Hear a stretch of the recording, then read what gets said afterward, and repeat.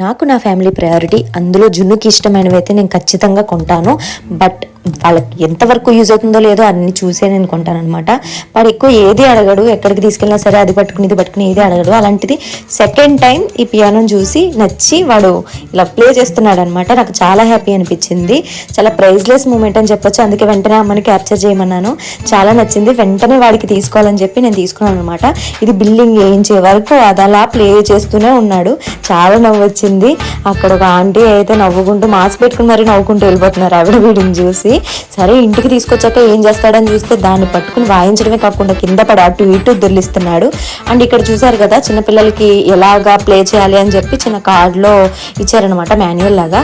మా అమ్మమ్మ వీడికి ఎలా ప్లే చేయాలో చెప్తుంటే వీడేమో నాకు తెలుసు అన్నట్టు లాక్కుంటున్నాడు. ఏదో చదివేసే వాళ్ళగే తీసుకుని ఎలా ప్లే చేయాలని చదువుకుంటున్నాడేమో.